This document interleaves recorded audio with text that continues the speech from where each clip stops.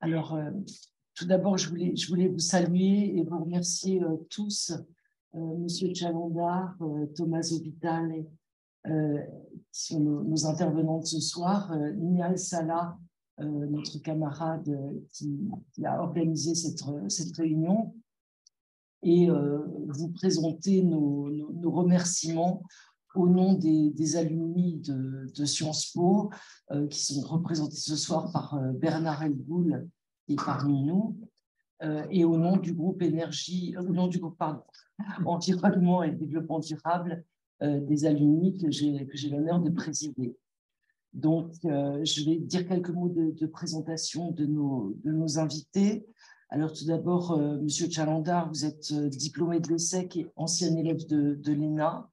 Vous avez débuté votre carrière en 83 comme haut fonctionnaire à l'Inspection générale des finances et au ministère de l'Industrie et de l'Aménagement du territoire, avant finalement de consacrer l'essentiel de votre carrière professionnelle au groupe Saint-Gobain, dont vous êtes devenu le président-directeur général en 2010. Il y a 2 ans environ, vous avez cédé la direction générale de l'entreprise à Benoît Bazin, que Tommaso Vitale et l'école urbaine ont reçu récemment en ces lieux, et vous demeurez président du conseil.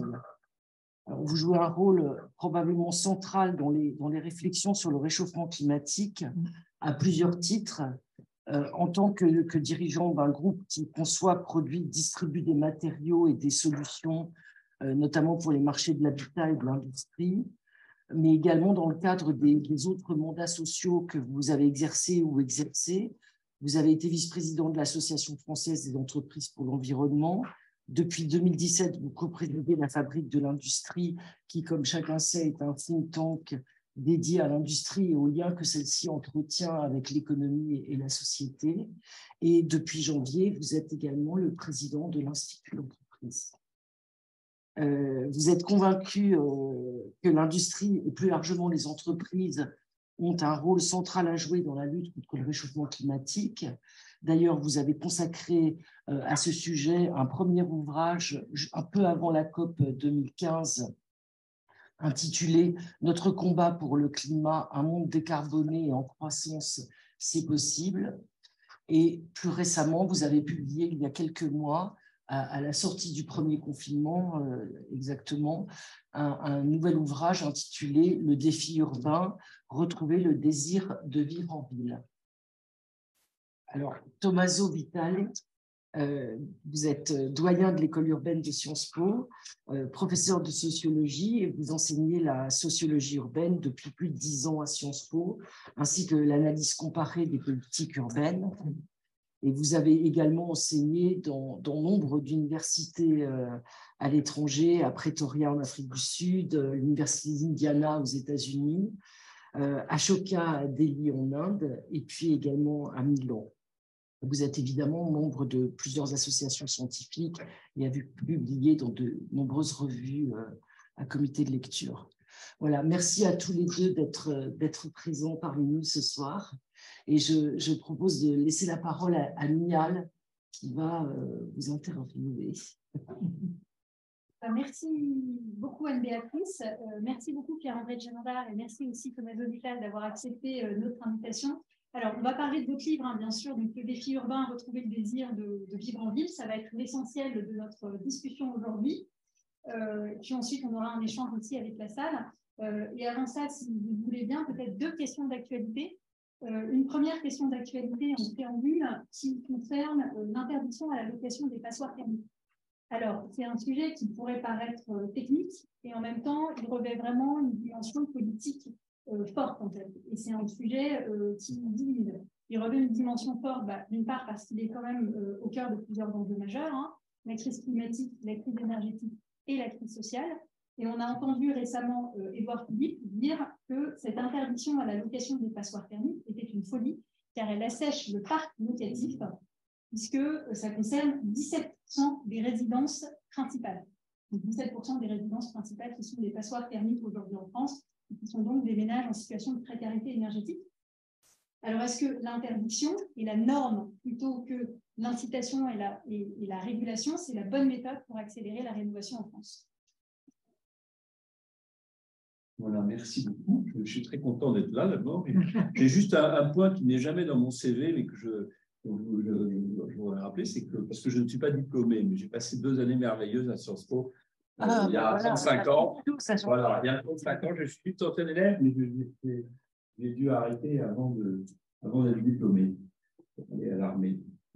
Et donc, voilà, donc je suis très content d'être ici. De retour, voilà. C'est vieux, oui, c'est à 35 ans. Voilà, bon, je ne vais pas commenter les propos d'Édouard Philippe, qui était chef du gouvernement, on a préparé la loi climat et résilience. Donc,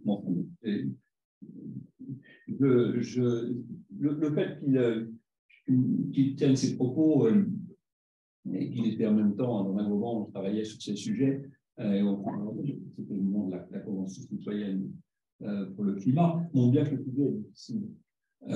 En fait, bon, le bâtiment, il est responsable de, alors un peu moins en France, puisqu'on a une énergie plus décarbonée, mais dans le monde, c'est 40%, si on prend l'ensemble des composants du bâtiment, c'est 40% de CO2. C'est absolument majeur. Donc, il faut décarboner les bâtiments. Et pour ça, il faut s'attaquer à l'enveloppe des bâtiments. Voilà. Et il y a deux grands outils qui sont disponibles. Il y a le signal prix et il y a la réglementation. Alors, et il y a 2 types de sujets. Il y a le sujet du neuf et le sujet de la rénovation. Le sujet du neuf, il a été relativement bien traité en Europe et plus récemment encore mieux en France, plutôt en avance au niveau européen, par la réglementation. Et dans le neuf, la réglementation, ça marche très bien. Il y a eu beaucoup de... la réglementation 2012 qui a été un point très important. 2020, ça va encore... Ça ne fait pas des changements majeurs par rapport à 2012 de l'efficacité énergétique. Il y a eu des craintes que ça coûte plus cher. En fait, comme ça a permis des solutions de masse, ça ne coûte pas significativement plus cher. Bon, à l'ensemble, si on prend le foncier, l'ensemble, ce n'est pas un surcoût majeur. Et les bâtiments neufs qui sont construits comme ça ne consomment pratiquement plus d'énergie. On a baissé de 80%. Donc, le sujet de la réglementation, ça marche. Alors après, il y a le problème, c'est que le neuf, c'est une petite partie du parc. Et que, compte tenu du rythme de rénovation actuel, et malheureusement, ça n'a pas beaucoup évolué depuis une dizaine d'années, on n'arrivera jamais à atteindre les objectifs de décarbonation de l'économie française si on ne traite pas de façon massive et qu'on n'augmente pas massivement la rénovation. Alors, après, donc, est-ce qu'il faut et est-ce qu'on peut, dans la rénovation, utiliser l'outil réglementaire? Je pense qu'on le peut, mais qu'il faut le faire de façon très progressive et avec doigté. Ce n'est pas la même chose de dire du tout dans le neuf, sur le plan sur le plan politique. On a une série de signaux progressivement qui ont commencé dès la loi Grenelle de l'environnement. On a mis le DPE, d'ailleurs, le DPE progressivement est devenu quelque chose auquel on s'est habitué. Il faut du temps, mais vous allez dans des agences immobilières, maintenant il y a le DPE partout, et on voit d'ailleurs que ça a commencé à changer la valeur des biens. Voyant il y a 2-3 ans que le sujet n'avançait pas, aussi dans un climat où le problème du prix, parce que tous les économistes sont tous d'accord, c'est-à-dire que le plus important, c'est le prix, c'est la taxe carbone. On n'a pas très bien fait en France, on a essayé de le faire pas très bien, même s'il y en a une qui existe, qui est la TIPP, mais avec une vraie taxe carbone en 2019, ça nous a donné les gilets jaunes. Et donc, parce qu'on n'avait pas bien, je pense, préparé les esprits et accompagné, et donc, on a un peu évolué vers la réglementation. La Convention citoyenne du climat était à fond pour la réglementation. Le gouvernement et le Parlement, parce que ça, il y a eu beaucoup de débats au Parlement, ont repris certains éléments, dont cette interdiction progressive soit de la location, soit à terme de la vente, s'il n'y a pas eu des travaux, parce que les mesures s'étalent dans le temps, en 2025, 2028, 2034. Alors, les débats, je pense, sont au moins autant sur le rythme que sur le fond. le sujet, c'est de savoir si on va y arriver avec la réglementation, augmenter très fortement le rythme de la rénovation. Moi, personnellement, je pense qu'il vaut mieux être dans l'incitation qu'être dans l'interdiction. Bon.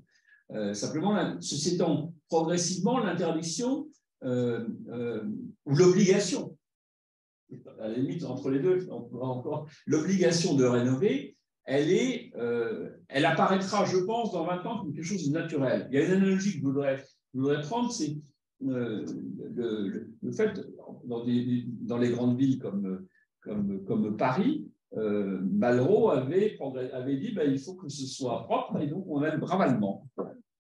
Ça paraissait probablement fou au début de dire on est obligé d'aller nettoyer sa façade.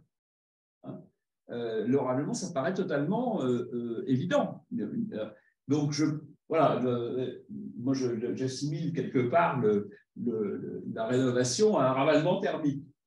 Alors, et donc, si on veut massivement augmenter le rythme de rénovation, je pense que c'est un moyen utile. On peut discuter des dates, il faut beaucoup de travail de préparation. Moi, j'aurais préféré qu'on ait un peu plus d'incitation, et qu'en fait, on accompagne mieux cette interdiction qui était prévue à terme par des incitations. Sachant que c'est à des moments clés de la vie des biens que ça se passe, hein, la vente ou la location. Donc, il y a des tas, quand il y a des moments clés de la vie des biens, il y a des tas de moyens d'inciter. Hein, les droits de mutation, et en tout cas, mettre le paquet sur la rénovation, l'aide à la rénovation. Et là, le prix, quand je parle de prix, c'est toujours un signal prix, sauf qu'on améliore le payback artificiellement, au lieu d'augmenter le prix de l'énergie, on diminue le prix des travaux en faisant une subvention. Et donc, et là, je trouve que le gouvernement n'a pas très bien fait les choses il y a 2 ans, parce qu'on a la MaPrimeRénov', qui est le système qui existe, il y a beaucoup pour des gestes individuels, et en plus, surtout quand on voit ce qui s'est passé depuis 2 ans, c'est surtout les pompes à chaleur.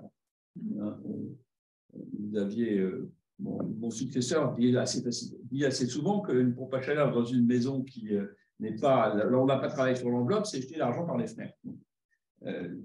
Je pense qu'effectivement, il faut commencer par l'enveloppe. Donc là, voilà. Donc la rénovation, voilà. Est-ce que ça va marcher? Moi, je suis pour la rénovation globale et il faudrait, et c'est un peu j'allais dire, de façon analogue à l'erreur qu'on a faite au moment de la taxe carbone, il faudrait qu'on mette le paquet financier, au lieu d'ailleurs de subventionner l'énergie, parce qu'actuellement, depuis la guerre en État, on fait le contraire, on subventionne l'énergie. Mettre le paquet sur la rénovation globale des bâtiments, et pour en particulier les logements qui sont habités par des personnes modestes. Parce que le problème de ces fameux spatoirs énergétiques, il y a probablement de l'ordre de 5 millions en France, c'est qu'une grande majorité des gens qui sont là sont justement les gens qui n'ont pas forcément les moyens de faire les travaux. Donc, je pense que là, il y a un grand chantier. Et donc, si on veut aller vers l'obligation, il faut, à mon avis, ou l'interdiction, je pense que c'est un bon signal à terme qu'on envoie, mais il faut aider, mettre le paquet, travailler beaucoup mieux qu'on l'a fait, les mesures transitoires. Excusez-moi, j'étais un petit peu long, mais ça permet de planter le sujet du rôle des bâtiments dans la lutte contre le changement climatique. Peut-être, Tommaso, un commentaire sur cette notion d'acceptabilité aussi et du rythme des réformes. Mais je dirais 2 choses. Je suis d'accord, donc je ne veux pas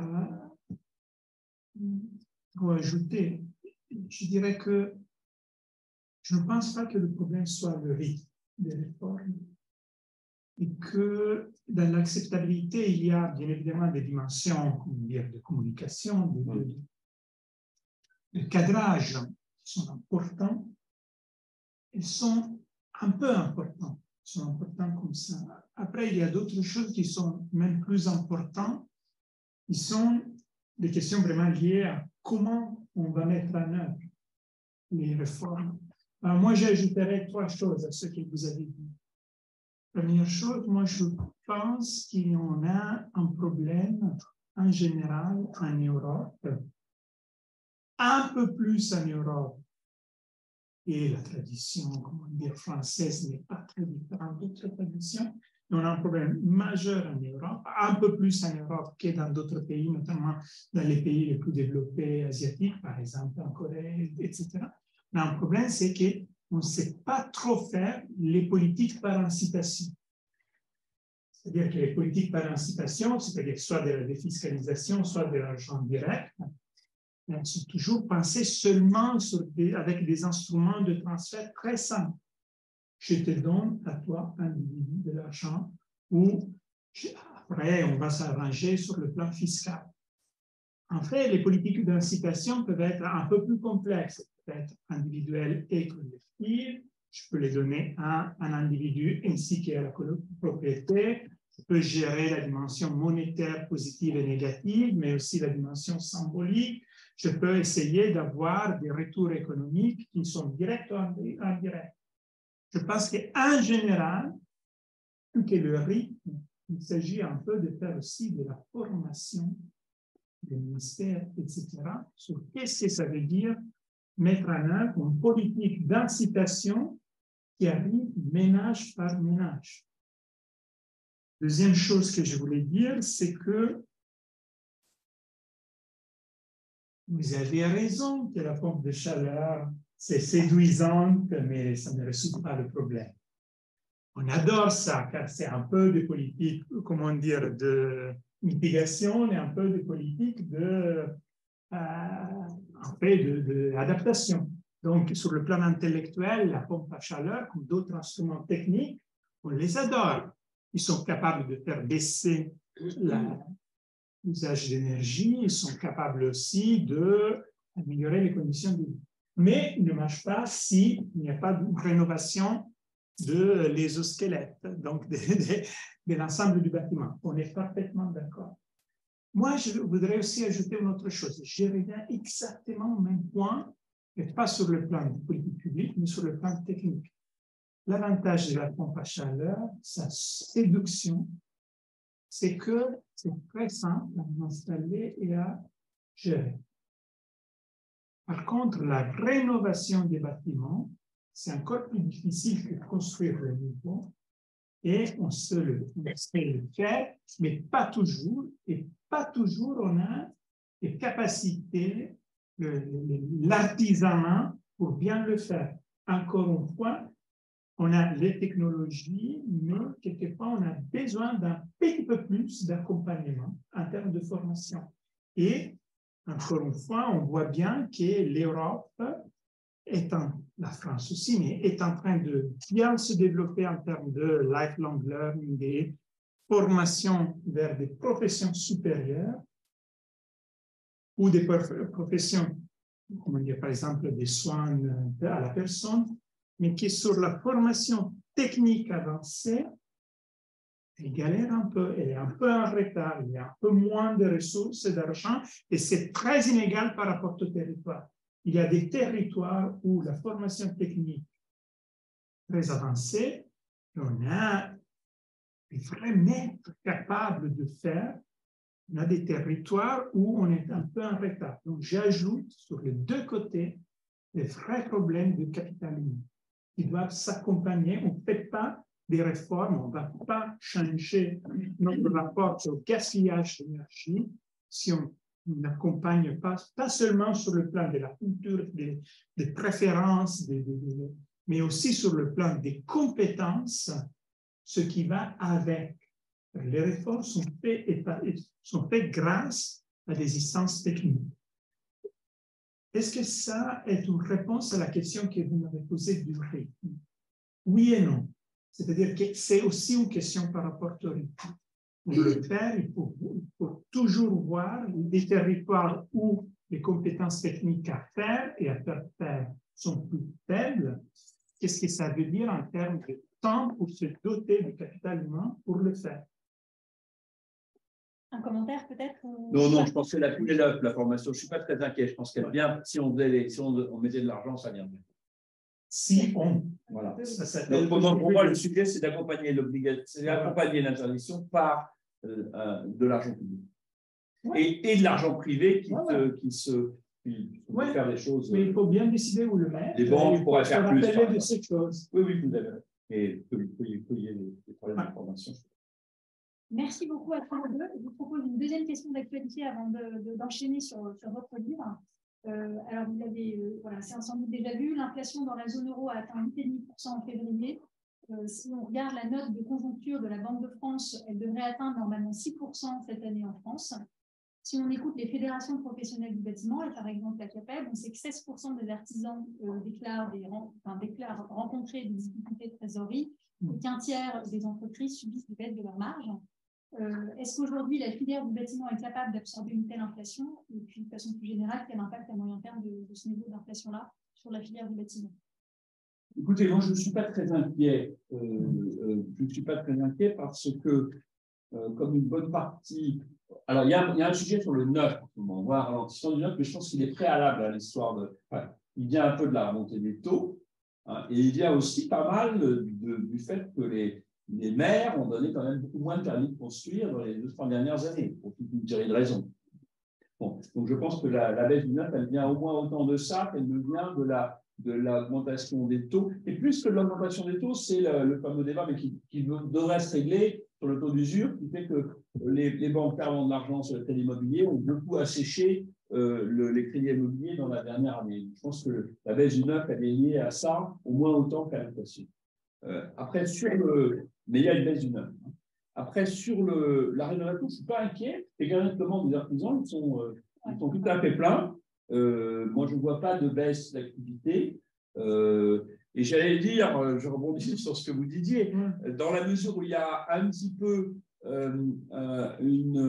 les carnets des artisans sont pleins, mais il y a aussi, parce qu'il y a une demande qui est forte, hein, et qu'il n'y en a pas assez d'artisans qui sont qualifiés. Donc les deux sont liés, mais ça veut dire que du coup, les travaux vont continuer plus longtemps, on étale. Hein, et dernier point, alors, je ne sais pas si c'est vrai pour partout, mais c'est quand même un point important que moi j'ai eu historiquement depuis 15 ans, c'est que quand les prix de l'énergie sont élevés, la nécessité ou l'envie, le problème c'est qu'il y en a qui ne peuvent pas, mais en tout cas l'envie de faire des travaux de rénovation énergétique pour baisser sa facture d'énergie, et le payback qu'on fait, il augmente, et comme l'inflation de l'énergie est plutôt plus forte que l'inflation en général, en pratique, le payback des travaux d'efficacité énergétique, il s'améliore.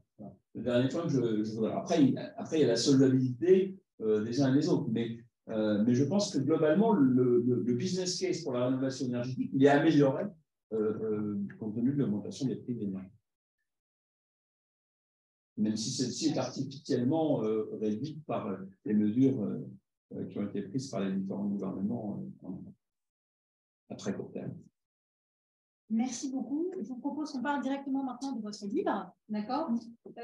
Alors, dans votre livre, le défi urbain, retrouver le désir de vivre en ville, que j'ai ici.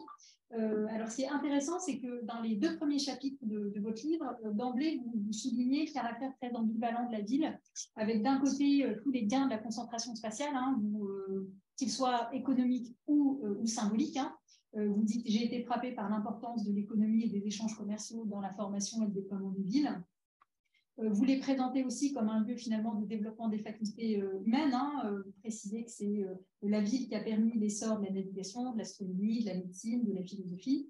Et puis enfin, vous évoquez aussi l'imaginaire de la ville en rappelant que le phénomène urbain répond à un profond désir d'humanité.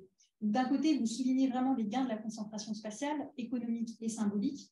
Et d'un autre côté, vous précisez aussi les coûts de cette concentration spatiale, congestion des biens publics locaux, hein, parfois pénurie d'infrastructures publiques, pollution, pauvreté.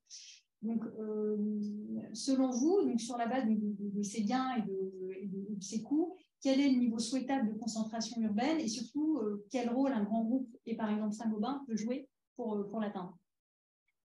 Voilà, bonne question. Bon, d'abord, moi je ne suis pas architecte, je ne suis pas urbaniste, je suis chef d'entreprise et donc un industriel. Et donc, je ne suis pas un spécialiste de la ville, mais je me suis intéressé à ce sujet. D'abord parce que, comme vous l'avez rappelé, je m'intéresse au sujet du changement climatique, et le changement climatique se passe en ville. c'est 2% de la surface de la Terre et c'est 70% des émissions de CO2 qui sont en ville. Donc, si on règle le problème des émissions de CO2 dans les villes, on aura traité une bonne partie du sujet. Et ça, c'est le bâtiment et la mobilité. Parce que les usines, elles ne sont pas dans les villes. Donc le sujet des villes, c'est d'abord pour moi le sujet du changement climatique. Alors, c'est vrai que la ville, je me suis intéressé à l'histoire d'abord, et c'est vrai que la ville, c'est la civilisation, c'est la relation, c'est la beauté. J'ai retrouvé un livre qui raconte l'histoire de la première ville qui était en Mésopotamie, et avec une histoire où c'est un jeune homme qui est dans la nature, oui, et qui va en ville pour attiré par une jeune fille qui lui montre. Et la ville, la ville est arrivée quand on a eu du temps pour ne pas passer plus faire autre chose que de chasser ou de pêcher pour se nourrir. Voilà. Donc la ville, c'est la civilisation. Mais après la ville, on a vu que c'était aussi la pollution. Je pense que de toute façon, le mouvement est inéluctable. Aujourd'hui, il y a 55% de la population mondiale qui vit en ville. En 2050, il y en aura les 2 tiers. Il y aura 2,5 milliards de gens en plus sur les villes. Donc, on n'a pas le choix que de repenser la ville pour la rendre, lui enlever ses problèmes, traiter et en même temps qu'on lui enlève ses problèmes, c'est traiter les faits qu'elle est moins agréable, hein, puisque les nuisances, elles vont beaucoup avec ces sujets d'émissions de CO2. Voilà. Alors après, est-ce qu'il faut concentrer plus? Est-ce qu'il faut concentrer moins? Je pense qu'il n'y a pas un cas de figure. Globalement, on va continuer à densifier. Je pense que l'étalement urbain qui est symbolisé par les villes pavillonnaires à l'américaine, ça n'est pas la solution. Après, quand on est à Paris, c'est des villes, par ailleurs, les plus denses du monde. En fait, on peut se dire qu'il faut, quand on est dans toutes ces tours, on peut se dire qu'il faudra peut-être étaler. Donc, en gros, je pense que ça dépend des endroits. Il faut probablement un peu étaler là où on est trop dense, et il faut, d'une manière générale, plutôt densifier, mais en mettant de la nature dans la ville et en réfléchissant bien à la manière dont on densifie. Mais je pense qu'on va continuer à aller vers une concentration qu'il faut faire de façon plus intelligente. Tommaso, peut-être un commentaire là-dessus, et puis sur la question de la gouvernance et comment travailler ensemble sur ces sujets. Ouais, bon. On ne va pas mettre tout ensemble, mais je vais répondre aux 2 questions. Première chose, la question de la densité et son rapport avec la transition écologique. Alors, moi je dirais qu'il n'y a pas vraiment d'orthodoxie autour de la bonne taille et le bon niveau de densité. En fait, je pense que l'équation entre densité et pollution et empreinte carbone et effet écologique est très liée à un autre terme qui est la présence de biens collectifs. C'est-à-dire que une ville un peu plus étalée, où il y a une pluralité de fonctions dans l'espace, n'est pas nécessairement une ville qui a une production d'empreinte carbone extrême ou exagérée. En fait, la grande question est, est-ce que les gens peuvent se déplacer aussi avec le transport public? Est-ce que certains services sont bien distribués? Est-ce que l'étalement reste dans une configuration monocentrique sur le plan de l'emploi, ou est-ce qu'il y a une pluralité de pôles d'emploi?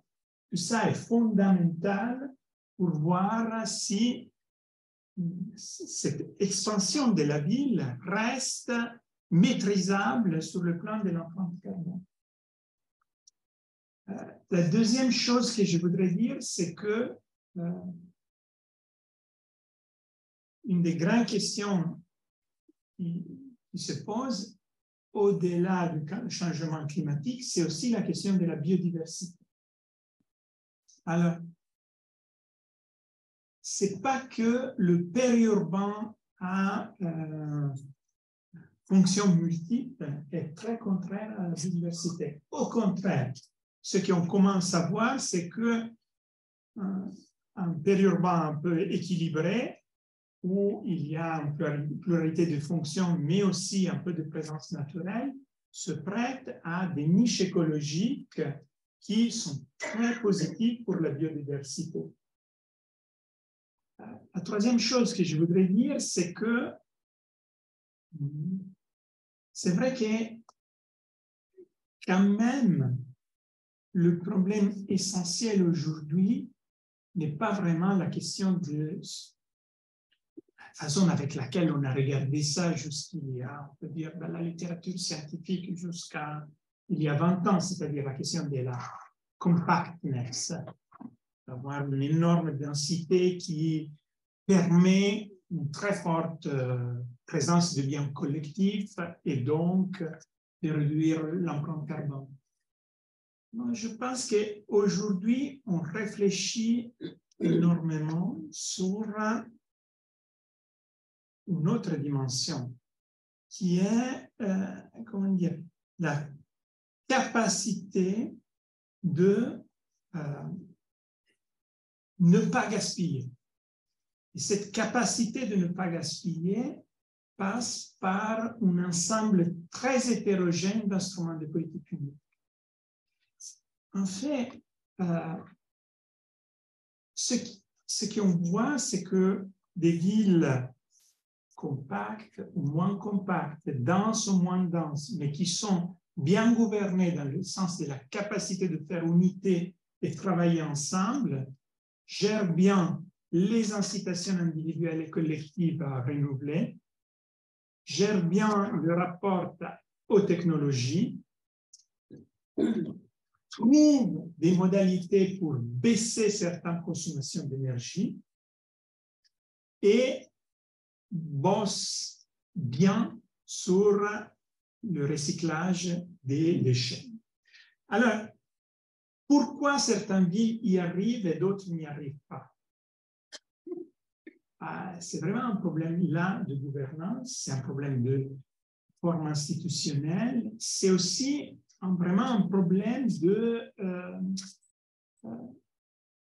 capacité d'impliquer l'ensemble des acteurs sur des plans. Nous, là, on n'enseigne pas à faire des plans modèles d'Attar des années passées, mais quand même, les expérimentations les meilleures qu'on a aujourd'hui, par exemple, par rapport à cette question de comment ne pas exagérer avec l'étalement et l'usage des sols, ne passent pas par des rapports et des standards de densité. Ils passent par la constitution de comités des parties prenantes pour l'usage des sols comme bien commun, qui ne vont pas seulement dire non, il ne faut pas artificialiser tous les sols, ils vont, par exemple, réfléchir aussi sur ce qu'est certaines formes d'agriculture industrialisée fait à l'imperméabilisation des sols, etc. C'est-à-dire cette capacité de faire unité, de travailler ensemble, d'avoir des comités de stakeholders, des parties prenantes qui réfléchissent sur des choses essentielles liées au bien collectif et aussi au sol, est une composante fondamentale. On ne peut pas rester seulement au standard, et donc seulement les rapports numériques de densité. Moi, je suis tout à fait d'accord avec ça. Sur cette histoire de densité, j'ai un concept qui résume et qui est assez, je trouve, qui est assez parlant, qui est le concept de Carlos Moreno sur la ville du quart d'heure, qui résume bien, je trouve, le fait que vous avez dit que la gouvernance est importante. Et donc, du coup, par rapport à l'entité, ça veut dire que quand les villes sont très grandes et très denses, il faut faire un ensemble de villes, c'est-à-dire à l'intérieur de la ville, et pour pouvoir avoir cet ensemble de fonctions dont on a besoin qui sont regroupées dans de façon spatiale dans une dimension pas trop grande. Donc, je pense que ce concept, il est très utile pour comprendre. Et deuxièmement, alors vous avez complètement raison sur la gouvernance, je suis complètement d'accord avec vous, c'est majeur. Et pour compléter, nous, aujourd'hui, on a le problème en Europe. Donc, aussi, si on inclut, par exemple, les pays du Nord, etc., on a ce problème que la plupart des déplacements dans les territoires métropolitains et périurbains, c'est des déplacements à moins de 2 km. La plupart. Et quand même, on a presque, ça dépend des pays, entre le 35 et le 45% des déplacements qui sont à moins d'1 kilomètre. Donc, c'est là qu'on se dit, on peut quand même beaucoup améliorer en termes de politique d'aménagement du territoire et qu'il y ait des questions des écoles à partir de la ville où on peut se promener sont des questions essentielles pour avancer. Oui. Alors, je vais en profiter pour rebondir sur une chose que vous avez dite, Tommaso. Vous avez parlé de la capacité à ne pas gaspiller. Ça fait écho aussi à ce que vous dites, André Fernandard, dans votre livre, sur le concept de frugalité comme une nouvelle dimension structurante de la ville. Hein. Vous développez effectivement le concept de frugalité comme une dimension structurante de la ville. Vous dites que la ville frugale, économe de ses ressources, est capable de pratiquer une véritable économie circulaire. Voilà, comment est-ce que le bâtiment contribue à cette émergence de la ville frugale? Je pense que c'est ce qu'on appelle la construction durable. Je pense que le bâtiment est un des éléments. Il y a deux éléments sur le sujet climatique. Il y a les bâtiments et la mobilité. La mobilité, c'est beaucoup ce dont vous avez parlé. Le bâtiment, j'allais dire, c'est plus simple par certains côtés, puisqu'on sait faire. On sait faire à la fois avec des matériaux qui évoluent. Donc, la Saint-Gobain, effectivement, on parle beaucoup sur ce sujet-là, qui ont une empreinte carbone pour les fabriquer beaucoup. Nous, on est beaucoup sur ce sujet, c'est ce qu'on appelle la construction légère. Donc et on n'arrête pas de trouver des nouveaux matériaux. Il y a le renouveau, par exemple, de la terre aujourd'hui, qui dans certaines régions. Donc, des matériaux qui viennent pas très loin. Il faudra être en circuit court. Des matériaux qui vont donc avoir une bonne empreinte carbone et des matériaux qui vont pouvoir être réutilisés. Vous avez parlé d'économie circulaire, je suis tout à fait d'accord. Donc, je pense qu'on réfléchit chez nous à ce que les bâtiments deviennent quelque part une banque de matériaux du futur, pour qu'on puisse réutiliser. Donc, c'est tous les sujets sur lesquels on travaille.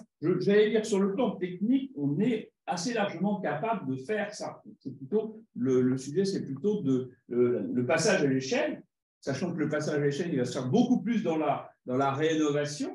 Et vous avez parlé de l'artificialisation des sols. C'est sûr que ça pousse aussi à aller sur des endroits existants. On va faire beaucoup plus de rénovation que de neuf. Il y a une bonne nouvelle là-dessus, c'est que moi, j'ai beaucoup de discussions avec les architectes et je trouve que depuis, ça fait moins de 5 ans, mais depuis moins de 5 ans, il y a un mouvement très important où les architectes commencent à trouver que la rénovation, ça peut être beau. Les architectes, pour eux, le geste architectural. Ils commencent à considérer, et les grands architectes, et qu'on peut faire des choses très intéressantes dans la rénovation. Donc ça, c'est très positif. Donc et avec cette idée de réutiliser de circuits courts et de matériaux qui soient conçus pour avoir une empreinte carbone quand on les fait, les fabricants qui soient meilleurs, et qui, en plus, parce que c'est quand même aujourd'hui une partie plus importante, qu'une fois qu'ils sont installés, font qu'on consomme moins d'énergie et qu'on émet moins de CO2. C'est quand même une rupture fondamentale du business model aussi pour un acteur industriel. Oui, alors. Dire, voilà, les matériaux faits pour être réemployés. Pour Saint-Gobain, pas tellement. Ça fait partie de notre business modèle depuis longtemps. Moi, j'ai beaucoup orienté Saint-Gobain sur les directions depuis 15 ans et on continue. Et donc, je pense que c'est. Voilà, mais c'est sûr qu'il y a des matériaux de construction qui sont moins adaptés à ces évolutions dans le futur.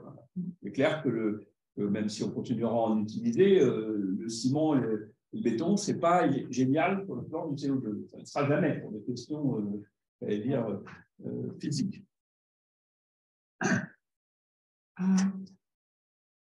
J'ajoute une chose, c'est-à-dire que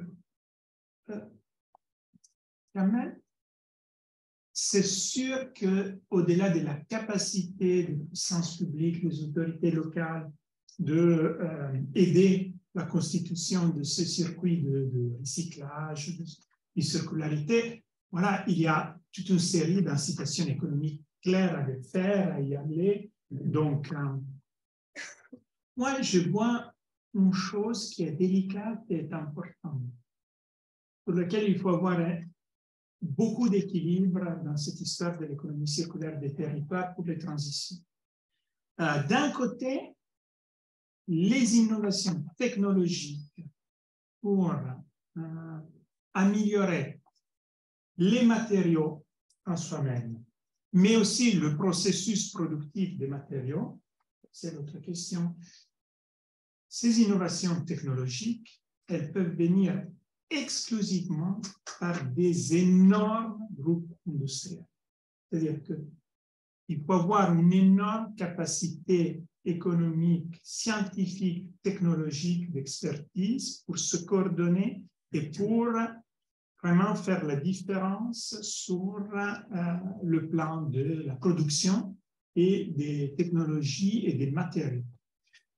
De l'autre côté, il y a toute une série de choses qui ont à faire avec, pas le soft, mais vraiment la capacité de bien penser, les circuits de communication, le rapport entre citoyens, usagers, groupes, promoteurs, artisans, boîtes de recyclage, circuits, et où on a le développement de toute une série de petites, super petites, moyennes entreprises, très start-up, très jeunes, très créatives, qui pensent comment mettre ensemble, qui inventent une petite idée, une nouvelle hypothèse de technologie, un détail qui pourrait être industrialisé. Voilà, moi je suis fasciné par ces deux choses. Et on travaille beaucoup ensemble. Exactement. C'est-à-dire les grands et les très petits. C'est ce que nous on appelle l'innovation ouverte. Voilà. On ne va pas faire tout seul. Voilà. Et c'est là que je pense qu'il y a un vrai défi pour l'économie circulaire et pour qu'est-ce que ça veut dire aujourd'hui faire développement local et penser la nouvelle industrialisation par rapport aux transitions écologiques. C'est avoir des politiques capables au même temps de valoriser et pas démoniser la grande entreprise, capable de faire du volume et de mettre l'argent et le paquet sur des perspectives de changement technologique qui peuvent être, en fait, qui prend le courage d'avoir des retours au moyen terme, et cet écosystème très bordélique de l'innovation. Et c'est là que les politiques publiques sont un peu plus en retard du marché, mais que je pense qu'il faut bien aider et accompagner ces choses. Sinon, le risque, c'est qu'il se passe dans certains secteurs, par exemple les bâtiments, et un peu moins dans d'autres secteurs. Par exemple, on est très en retard sur toute une série d'économies circulaires qui ont à faire avec voilà, certains produits technologiques, les pourcentages de recyclage, par exemple, des produits à haute composante technologique sont catastrophiques dans toute l'Europe, etc., etc. Certaines capacités de mettre en valeur certains métaux rares, on est très en retard. Donc, c'est clair que sur certains secteurs, le marché bosse bien entre les petits, les moyens et les grands. Il y a des territoires qui sont vraiment exemplaires. Il y a des secteurs, des territoires qui sont très en retard. Et là, on ne peut pas se permettre ça. Donc, c'est pas dans le bâtiment.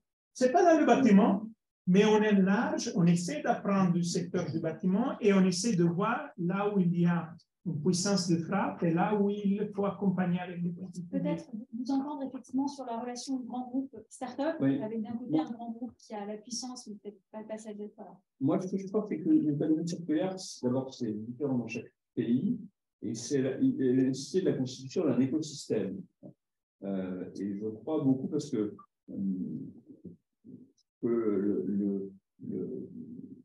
la loi qui vient d'être Oui, et c'est très important, la mise en place des REP, ça va se faire, ça prend du temps, mais c'est très important. Nous, on a besoin de matériaux recyclés, ne serait-ce que pour décarboner ce qu'on fait. Une des manières, parce que Saint-Gobain, on a un rôle très, très positif, c'est que les matériaux qu'on installe, ils vont faire des économies d'énergie très, très importantes chez nos clients.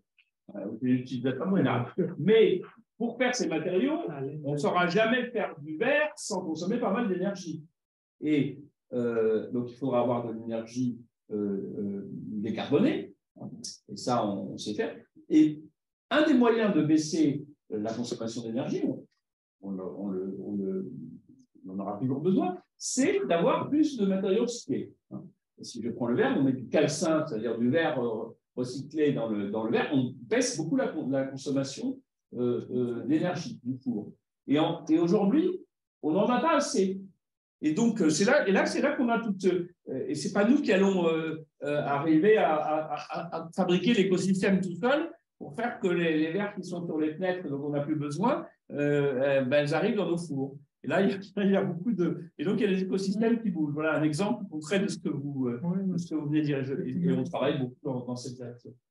Oui, tout à fait, avec une multiplicité d'acteurs. Voilà, avec une multiplicité d'acteurs. Et c'est une partie de ces maillons de cette chaîne ne peuvent pas être faits par des grandes entreprises. Peut-être pour revenir à un autre chapitre de votre livre, où voilà, je voudrais qu'on parle aussi des villes côtières, parce que vous abordez le sujet. Et vous dressez d'ailleurs un constat qui est assez alarmant, puisque les 20% de la population mondiale vit à moins de 30 km de côte. Oui. La montée des eaux menace des villes comme Jakarta, mais aussi comme Miami. Et on sait que l'ONU a récemment dressé la liste des villes côtières qui vont disparaître et prévoit même un exode d'ampleur limite. Alors peut-être pour les deux, voilà, comment est-ce qu'on adapte les villes au changement climatique et est-ce que c'est encore réaliste de penser qu'on peut retrouver certaines villes? Moi, je pense que ce qui est un peu triste dans ce que je vais dire, c'est que je pense que il y a deux poids, deux mesures. C'est-à-dire que vous avez des tas de villes, de zones côtières dans les zones riches de la planète qui vont s'en sortir sans trop de problèmes. Ne serait-ce que parce que je prends l'exemple aujourd'hui, si vous voulez, vous prenez les Pays-Bas, vous avez une partie très importante des Pays-Bas qui est sous le niveau de la mer.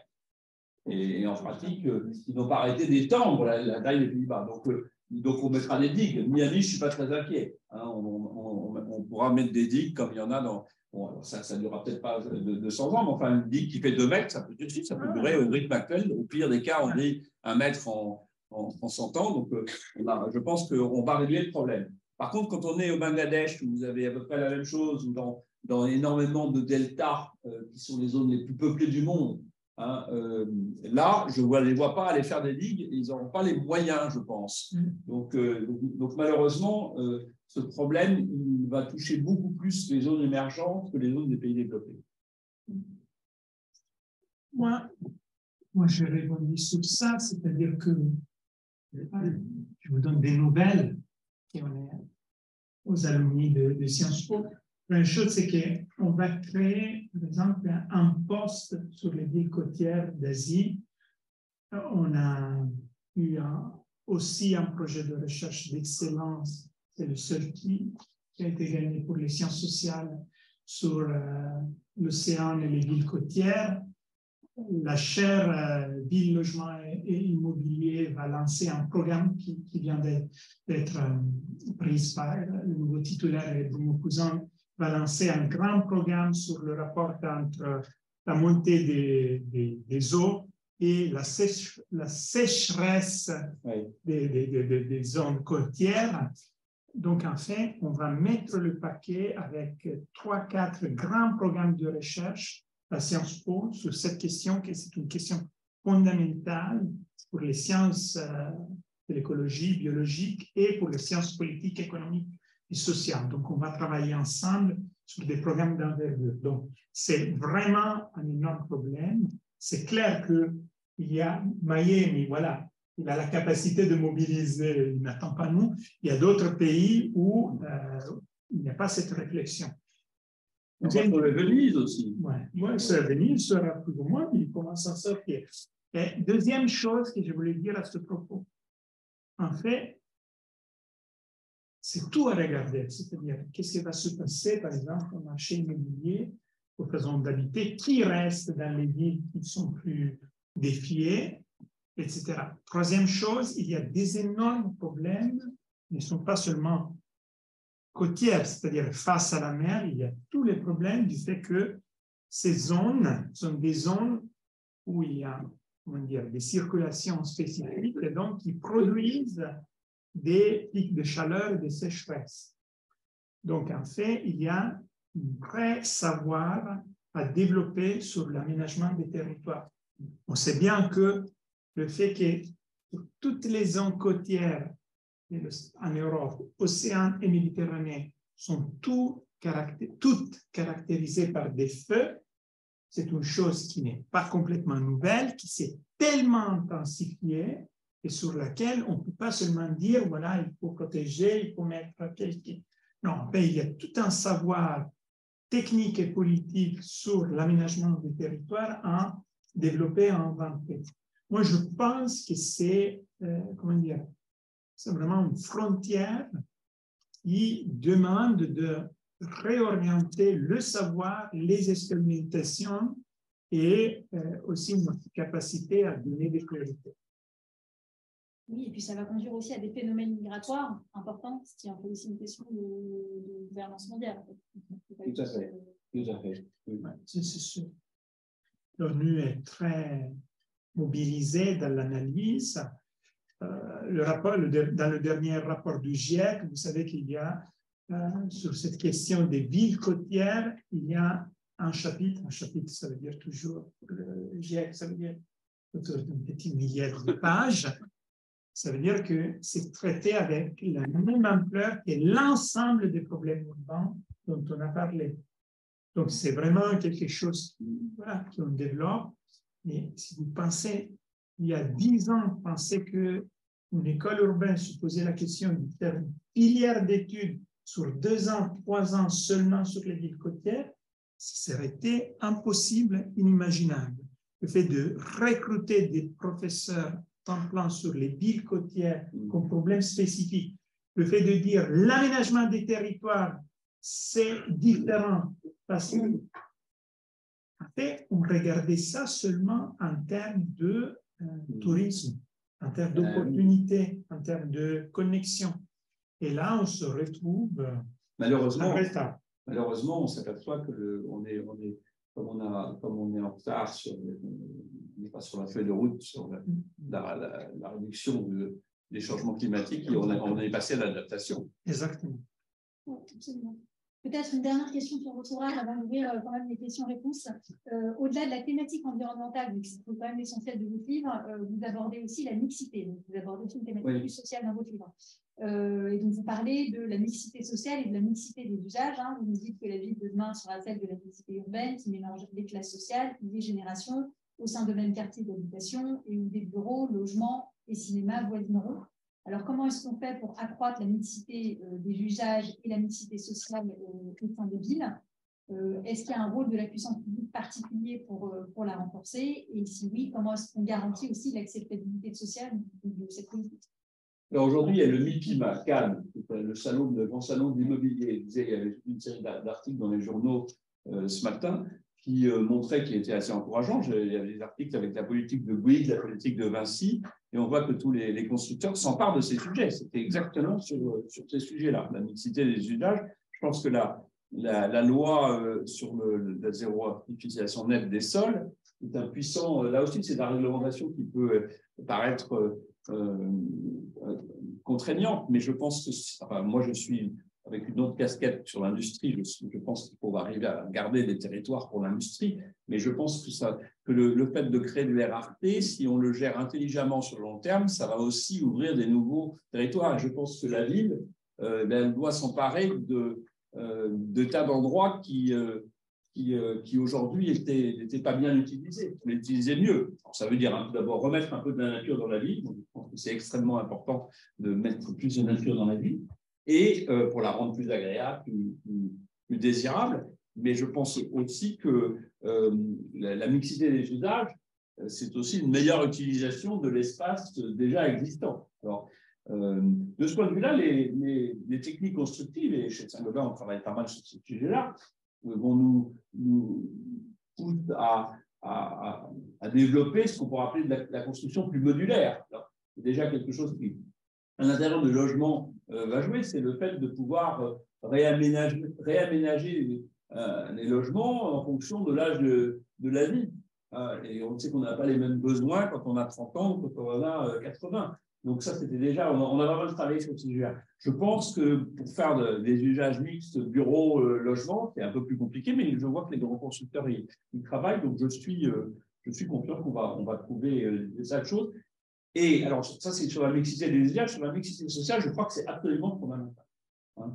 Notamment si on veut mettre en place cette idée, que je résume alors sur la vie du quart d'heure, qui est qu'on puisse avoir l'ensemble des fonctions sur un territoire. Ça, il faudra de la mixité sociale. D'ailleurs, elle existait autrefois dans Paris. Elle a énormément diminué, mais même j'ai été élevé à Paris quand j'étais petit, c'était très, très, très différent de ce que c'est aujourd'hui. Donc, il faut lutter contre ce qu'on appelle la gentrification. Il y a besoin de politiques publiques aussi. Il y a des expériences intéressantes. Je ne sais pas si vous avez étudié les plus intéressants pour moi, c'est Singapour. Là, un peu un modèle qui travaillait sur ces. Mais il y a beaucoup de. Et donc, il y a la place pour des politiques publiques sur ce sujet. Ça me paraît extrêmement important et je pense que la ville, pour être désirable, la ville de demain doit être aussi quelque part inclusive. Moi, je vais super vite sur ça, car je suis beaucoup occupé de ça, donc j'ai des propositions un peu fortes quelquefois. C'est-à-dire que, première chose, je dirais, mais il ne faut pas malentendre ce que je veux dire. La mixité fonctionnelle est même plus importante que la mixité sociale. Mais la mixité sociale, c'est super important, c'est super fondamental. Et la mixité fonctionnelle, c'est la base qui permet une mixité sociale. C'est-à-dire que s'il n'y a pas une mixité fonctionnelle, on n'aura jamais des classes moyennes supérieures à côté des autres. Donc, la dynamique fondamentale de la ségrégation aujourd'hui en Europe, dans toutes les métropoles les plus attractives, n'est pas une dynamique de gentrification, ça c'est pas vraiment très fort. La dynamique principale, c'est que les classes moyennes supérieures quittent la ville pour aller dans des entre-soi. Et donc, la question de rendre la ville de la mixité la plus attractive possible en termes de sécurité, en termes de qualité scolaire et en termes de amenities, en termes d'offres de biens collectifs, de biens publics, de qualité des services de santé, etc., est fondamental pour avoir cette mixité sociale. Et c'est clair que les classes moyennes supérieures ne restent pas dans des quartiers qui sont seulement spécialisés, où il y a seulement des restaurants, ou seulement des écoles, etc. Ils cherchent une richesse. Alors, deuxième chose que je voulais dire, c'est que pourquoi c'est vraiment important d'avoir de la mixité sociale, qui est portée par la mixité fonctionnelle. C'est très important car, après, il y a un peu de démagogie des gens qui disent oui, mais les personnes un peu plus riches, au fond, ne deviennent pas amies des personnes les plus pauvres. Non, ce n'est pas là la question. C'est que la mixité sociale renforce une mixité fonctionnelle qui fait du bien à tout le monde et surtout aux plus pauvres. C'est-à-dire que s'il y a des personnes de classe moyenne supérieure qui sont plus capables de se mobiliser, d'obtenir un bon service de la poste et un bon service sanitaire. Bon, donc ça c'est énormément important pour redistribuer les opportunités. Ce n'est pas une question de convivialité. Troisième chose, je reviens à mon chapeau, capitalement, ce que j'ai dit au début. En fait, tout ça repose sur des énormes soucis aujourd'hui de toutes les classes sociales par rapport à leur futur qui se passe par rapport à l'investissement en éducation et en instruction.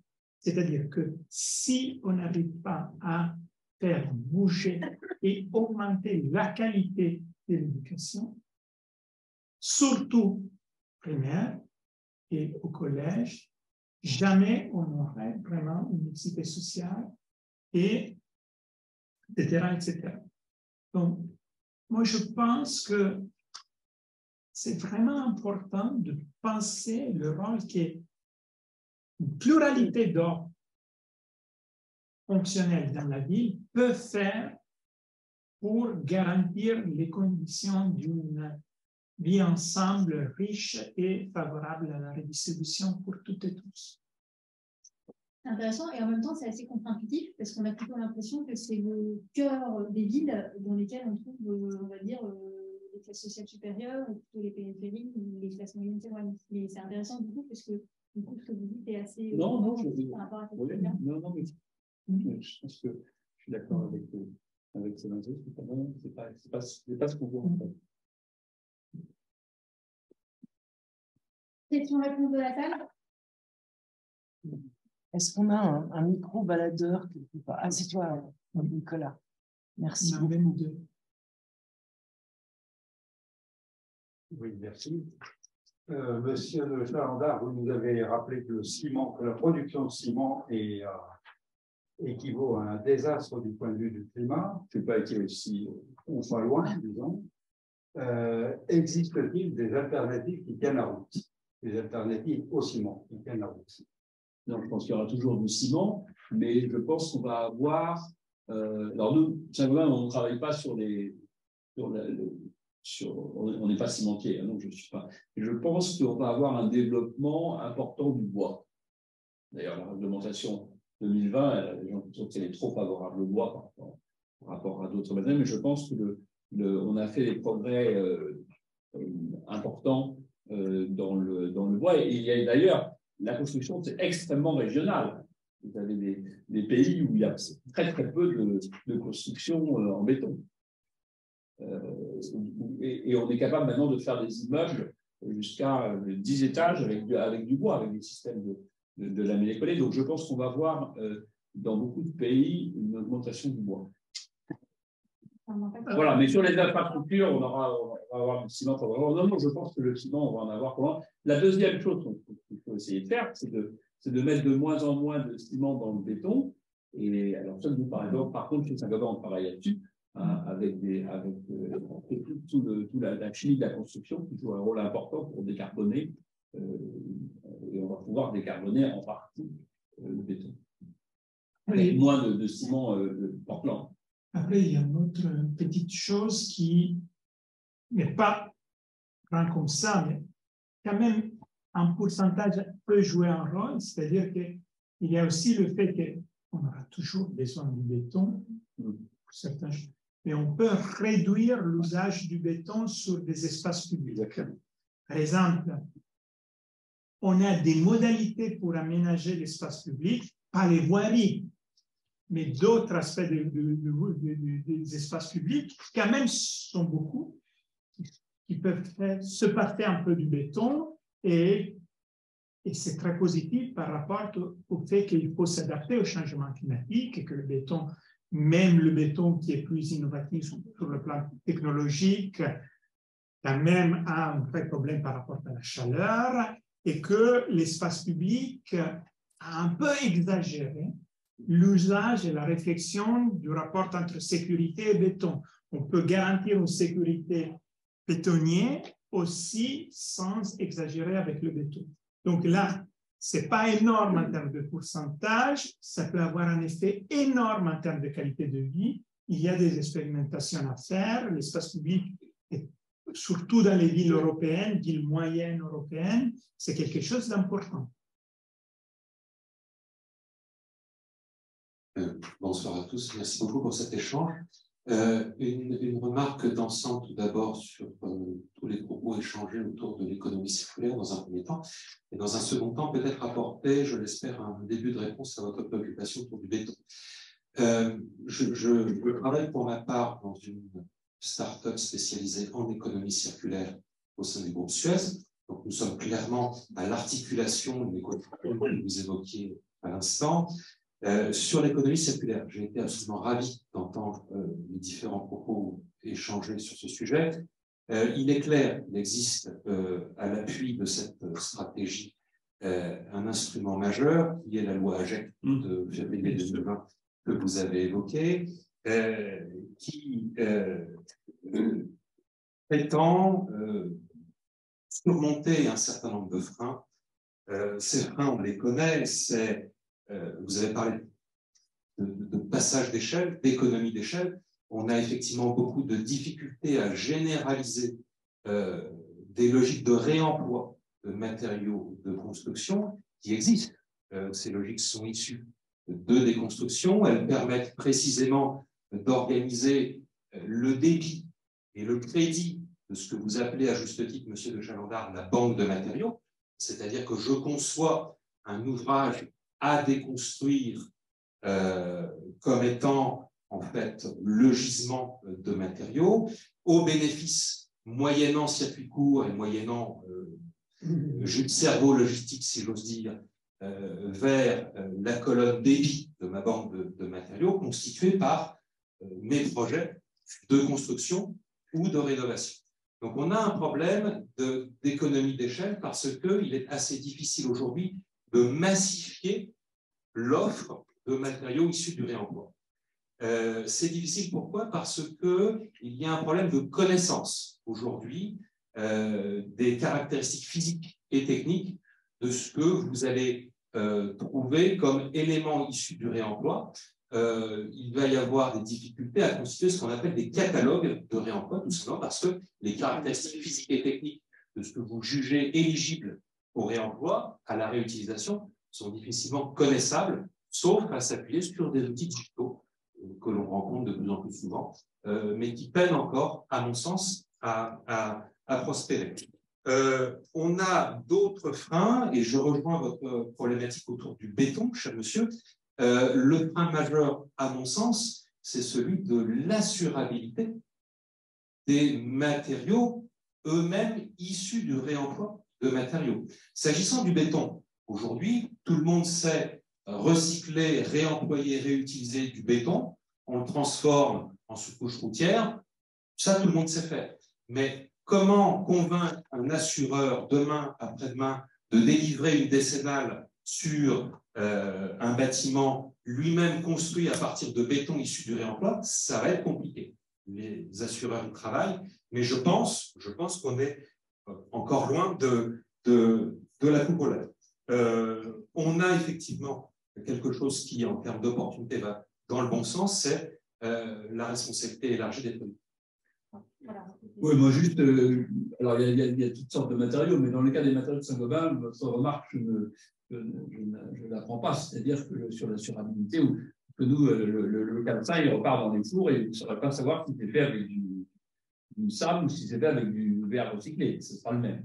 Que ce soit pour la laine de verre, que ce soit pour le vitrage, pareil pour la plaque de plâtre, hein, on commence à mettre de plus en plus de recyclé dans nos formulations, et bien évidemment, on va pas, le plaque de plâtre, vous ne verrez pas la différence, sinon on ne mettrait pas. S'il y a 5%, 10%, et on est capable d'aller, je crois, maintenant plus de 30, plus de ça, quand j'avais en tête 30, oui, depuis un an, c'est plus de progrès. Donc, on est capable de. Donc, voilà, donc là, pour pas mal de matériaux, hein, il s'agit on aura exactement les mêmes propriétés. Vous ne saurez pas distinguer un matériau de réemploi d'un matériau. Alors après, il y a des matériaux dans lesquels c'est pas forcément le cas, mais je pense que quand même, moi, je suis plus optimiste que vous sur ce sujet. Le sujet, c'est de faire que ce soit économique. Et un des points importants qui était un préalable, mais en vous écoutant, là où vous travaillez, ça m'a rappelé ça. Pour rendre économique, il faut, et la France était en retard, maintenant on a un peu comblé ce gap, et il fallait que l'alternative au recyclage, qui est la mise en décharge, soit moins économique. Et donc en France, on avait un coût de mise en décharge qui est trop faible par rapport à d'autres points. Bonsoir et merci de vos excellents exposés échanges où j'ai beaucoup appris. Mais il reste un sujet d'inquiétude. Ou plutôt, il reste Voilà, je vais essayer d'être claire. Bon. J'ai beaucoup d'échanges avec toutes sortes de gens, vraiment toutes sortes de gens. Et je suis frappée qu'ils ne sont pas des Sciences Po, hélas pour eux, qui ne lisent pas forcément tous les jours la très bonne presse et qui n'ont pas forcément la capacité que vous avez vous-même à faire une présentation systémique d'éléments compliqués. Merci beaucoup, Monsieur Tommaso, à ce sujet, même si, cher monsieur, je ne doute pas de l'excellence de votre vie. Je regrette que lorsqu'on lit des articles qui concernent le réchauffement climatique, ce qu'on peut faire, ne pas faire, etc., sachant que je vois énormément de gens autour de moi, vraiment énormément, qui sont des gens de classe moyenne, qui sont soit sceptiques encore, ça semble invraisemblable parce que le déni de réalité est rassurant, soit totalement anxieux compte tenu de tout ce qui vise le réchauffement climatique, la guerre en Ukraine, et je vous en passe, et mon appartement en Normandie qui va être bientôt sous l'eau, etc. Je suis frappée de voir que dans la presse, on ne développe pas cette pensée systémique. On lit des articles tous différents sur le réchauffement climatique, je veux dire, qui ont tous des angles d'attaque différents. C'est la première fois, chers messieurs, que je vous entends dire des choses qui montrent, exemple type, la mobilité fonctionnelle entraînant la mobilité sociale, ou bien, contrairement à ce qu'on pense, les gens quittent la ville et n'y restent pas forcément, même avec un ce soir, blablabla. Les raisons par lesquelles, quand les gens vivent en ville ou en banlieue, j'ai fait les deux, sont des raisons extrêmement nombreuses, compliquées, etc. On ne voit pas beaucoup de choses dans les journaux qui nous permettraient de passer au systémique, j'allais dire presque directement. Et c'est pourquoi je vous incite vraiment beaucoup à prendre davantage contact avec des journalistes, parce que par rapport à la qualité de ce qu'on a entendu ce soir, ce qu'on lit même dans la meilleure presse est très en dessous. Donc encore merci. Ce n'était pas une question, mais d'une certaine façon, qu'on est comme lui, n'est-ce pas? On en prend peut-être une deuxième en même temps. Merci.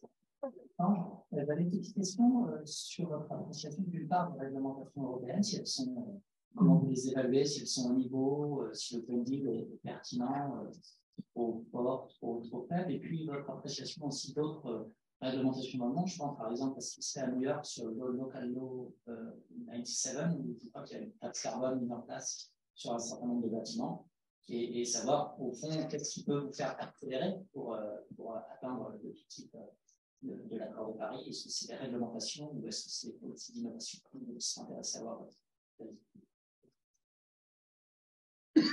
Moi, je veux bien répondre à apporter des éléments. J'ai dit, il y a deux outils. Il y a les prix et il y a la réglementation. Donc, je mets pas la taxe, je ne la mets pas dans la réglementation, je la mets dans le prix, le signal prix.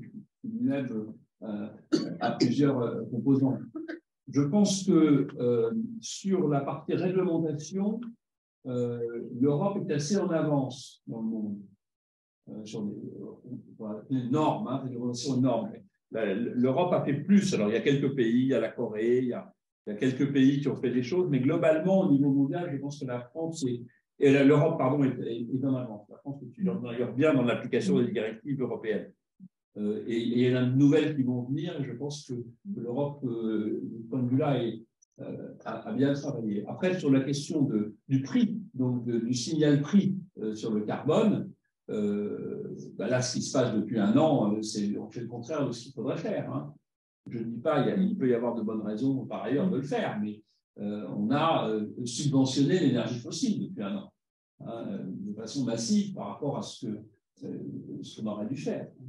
C'est pour ça que je dis, si on avait utilisé une partie de cet argent à financer massivement la rénovation énergétique, qui aurait pris une toute petite partie de cet argent, on aurait dépensé, je ne sais pas, 10 milliards sur 50, je pense qu'à moyen terme, on aurait été plus efficace. Les subventions qu'on a données sur le prix à la pompe ou sur le chauffage, pour d'autres raisons qui ne m'appartenaient pas de juger, il fallait peut-être le faire, mais je pense qu'elles n'ont aucun intérêt de moyen terme sur le plan économique. Donc, sur le sujet des signaux prix, il y a encore beaucoup à faire. Ouais, et tous les économistes sont assez d'accord hein, sur ce qu'il faudrait faire. Le sujet, c'est la mise en œuvre. Hein, et Alors, l'Europe n'est... Il y a des endroits où c'est un peu plus avancé qu'en Europe. Il y a certains États des États-Unis, puisque ça se passe quelquefois au niveau local. Globalement, je dirais qu'à part ça, non, les pays d'Asie, mais vous êtes peut-être plus au courant que moi, sur ces sujets-là, ils ne sont pas très avancés. La Chine a mis en place un système d'ETF, mais qui n'est pas encore très sérieux. Donc, je pense que quand même, sur les prix, même si, de mon point de vue, on pourrait faire mieux, à condition d'avoir une taxe carbone aux frontières plus sophistiquée que ce qu'on a mis en place, je pense que l'Europe est quand même plutôt en avance. J'ajoute deux choses. La première, en continuité avec ce qui a été dit, mais un peu on est avec un coloriage un peu amer. Mais il faut être très attentif au fait que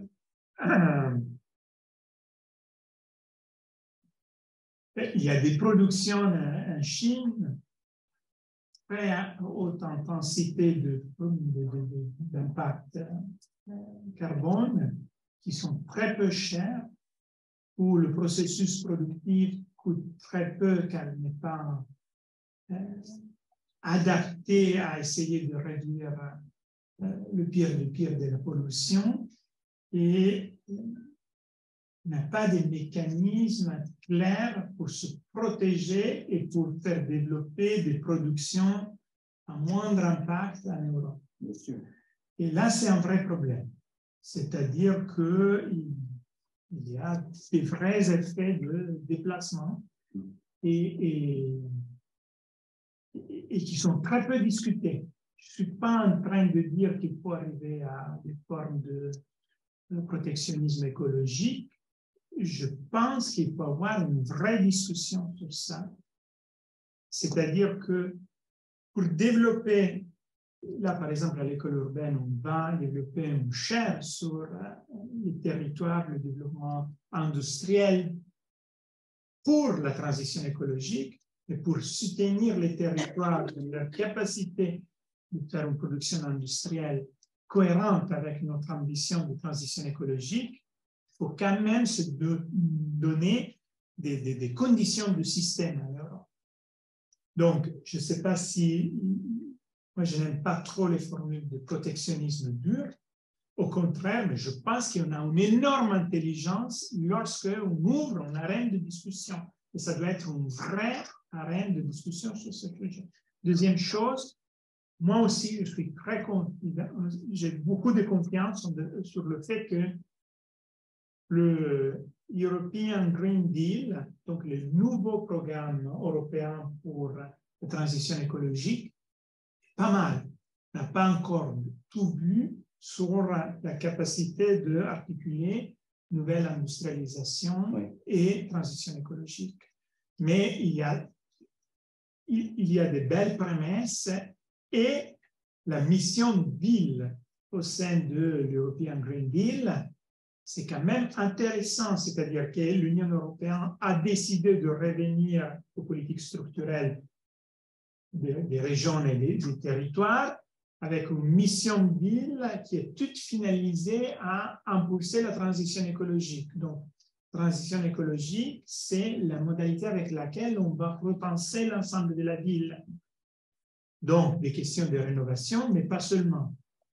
Moi, je trouve que, voilà, il y a des dimensions d'incitation, il y a des dimensions réglementaires, mais il y a aussi des vraies impulsions, par exemple par rapport à la recherche, par rapport à les capacités d'expertise et de dialogue dans l'administration publique qui sont bien impulsées par l'Union européenne. Je suis très, très positif. Moi, ce que vous venez de dire m'amène à rajouter quelque chose que je trouve très intéressant, mais même si ça pose un vrai problème, c'est ce qui se passe en ce moment aux États-Unis par rapport à l'Europe. Hein? Alors, on est très critique sur l'ARE en Europe, mais l'ARE, c'est bon pour le climat. Hein? Le problème, c'est que les Américains, pour le prix du carbone, nous, on a tendance à dire qu'il faut taxer les énergies fossiles. Les Américains, ils ont tendance à dire qu'il faut baisser le prix de ce qui n'est pas fossile. C'est pas idiot du tout. Hein. Le problème, c'est que il risque d'attirer, en faisant ça, une bonne partie de l'industrie de la décarbonation chez eux.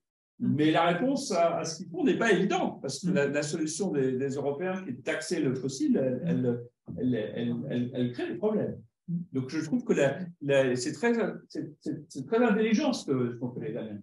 Alors, il y a des éléments qui sont un petit peu protectionnistes, mais globalement, c'est bon pour le climat. Avant de poser une autre question, j'aurais bien aimé creuser un peu la remarque de Madame sur les compétences. Est-ce que quelle réflexion vous avez, tous les deux d'ailleurs, sur ce sujet-là, sur les nouvelles compétences qui seraient nécessaires? Alors, vous parliez de systémique. Jean-Marc Jancovici faisait un gros appel du pied à la Polytechnique récemment en disant « produisez des systémiciens ». Je crois que c'était le terme. Est-ce que, Tommaso, vous faisiez allusion tout à l'heure aux nouvelles recherches que vous initiez sur les zones côtières, tout ça, vous en êtes un petit peu de vos réflexions sur les compétences qui seraient nécessaires pour être mieux armés par rapport à ça?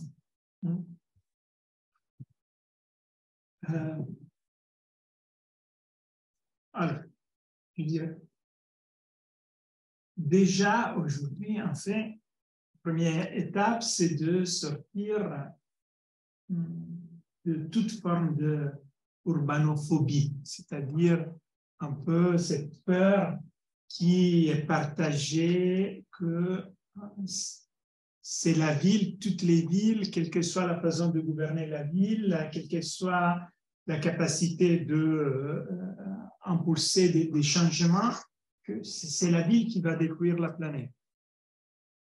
Et également, il faut sortir de toute forme de, je ne sais pas comment dire, industriaphobie, c'est-à-dire l'idée que quelle que soit l'industrie, les façons de produire, la technologie, on va détruire la planète. En fait, je pense qu'une première chose vraiment préliminaire, c'est regarder, comparer et avoir la capacité de penser le rapport à la réalité. C'est très, très banal, mais on est dans une situation où les gens vont seulement rechercher l'innovation, la meilleure pratique, ils veulent une belle histoire qui termine bien. Et nous, ce qu'on veut faire, c'est penser de préparer face au futur avec une capacité de regarder la réalité et expliquer pourquoi les choses se passent bien ou mal, mais avec une vraie partie prise pour la comparaison. Comparer pour expliquer. Expliquer pour essayer d'avancer. Deuxième chose, il faut se poser une vraie question de comment se doter, se préparer au futur avec la capacité de faire ensemble, de travailler ensemble, d'être un groupe, de ne pas penser la formation en termes seulement individualisés. C'est-à-dire qu'aujourd'hui, en tout cas, on n'arriverait jamais à avoir quelqu'un capable de penser les politiques publiques, la technologie, le développement industriel, le petit, le grand, plus les dimensions physiques, écologiques, etc. Donc, il faut être capable d'être avec. Ce n'est pas une petite chose, c'est-à-dire qu'il faut comprendre suffisamment des expertises de l'autre pour pouvoir travailler ensemble de façon capable de se comprendre, mais aussi capable de faire confiance, mais aussi capable de quand même se mettre à l'épreuve face à des données de réalité. Donc moi, je dirais comparaison et une formation toujours ouverte au collectif dans le sens de la capacité de faire ensemble. Troisième chose, ce que Madame disait, c'est-à-dire je l'appelle systemic literacy, c'est en fait éducation de fond à mettre ensemble et articuler. Ça, c'est très difficile à faire et on ne peut pas le faire sur une formation initiale à Sciences Po. En fait, il faut trouver des façons pour la faire tout au cours de notre vie. C'est-à-dire que cette systemic literacy, c'est très difficile et il faut la faire là où on travaille. Il faut la faire, bien évidemment. C'est clair qu'on a aujourd'hui un problème de rapport entre les sciences et la divulgation. C'est-à-dire que c'est tellement difficile, il y a tellement de choses, on passe beaucoup de temps à lire, on parle très peu. Donc, c'est vrai que cette capacité de transmettre, c'est difficile. Mais quand même, c'est vrai que voilà, aujourd'hui, il faut sortir de peur et il faut en même temps faire face aux vrais défis. Moi, je dirais ça. Quand même, aujourd'hui, former à se poser la question pourquoi avant de se mettre dans une démarche proactive, c'est essentiel. Si on n'est pas capable de bien viser le pourquoi de ce qui se passe, même si c'est systémique, même si le pourquoi est toujours lié à des mécanismes qui couvrent des petits pourcentages, si on ne fait pas ça, on est dans l'idéologie. Non, je suis tout à fait d'accord. Non, ce qui me frappe, c'est que sur beaucoup des sujets dont on parle, on a besoin aujourd'hui de compétences pluridisciplinaires. En fait. Il faut arriver à ce que des disciplines bossent ensemble.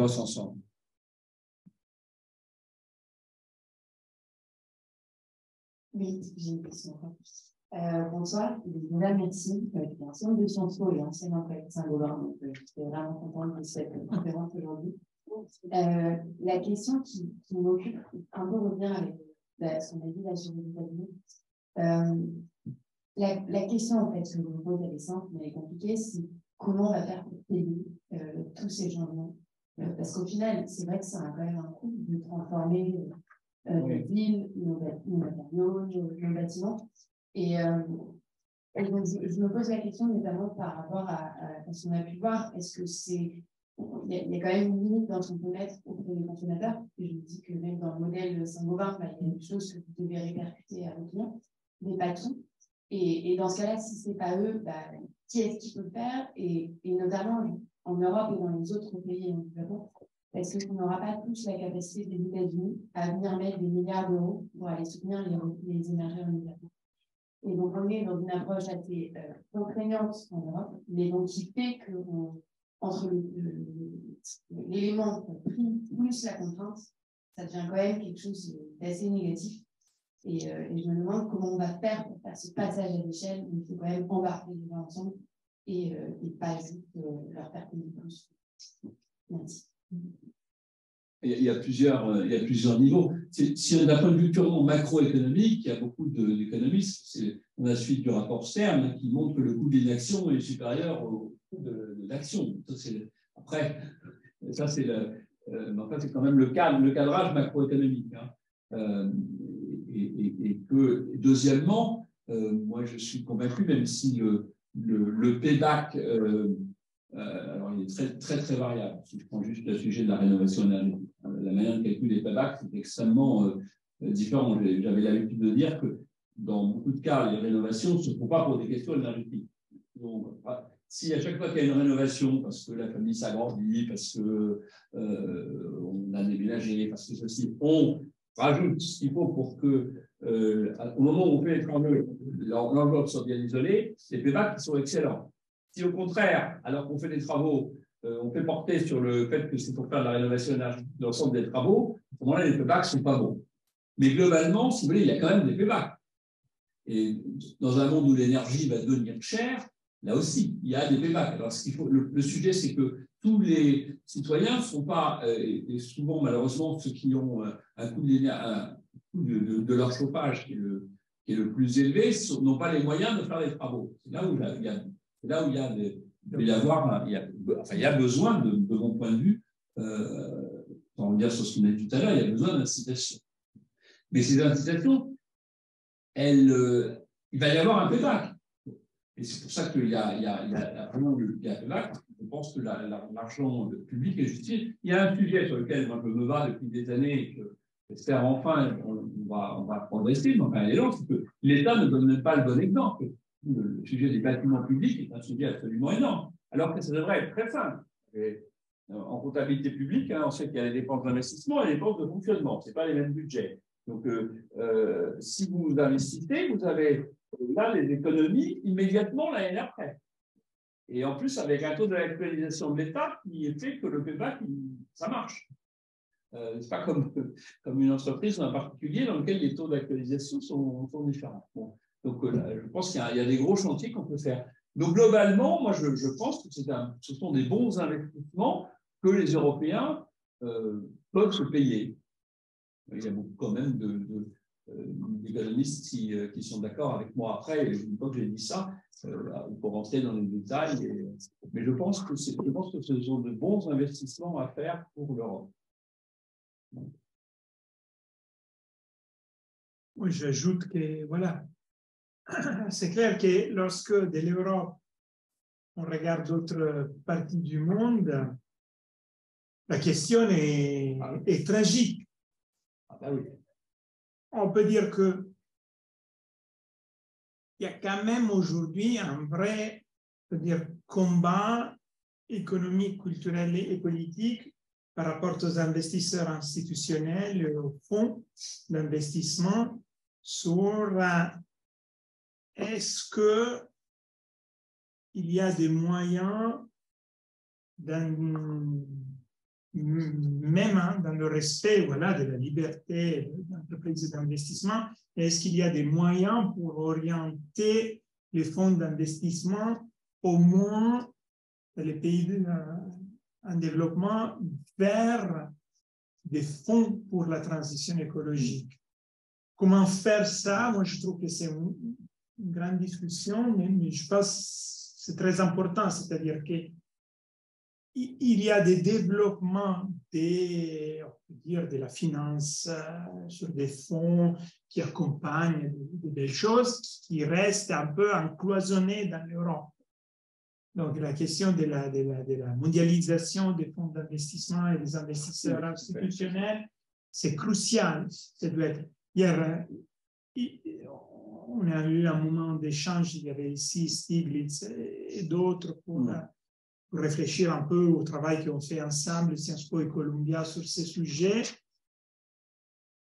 On peut dire que dans notre modestie, comme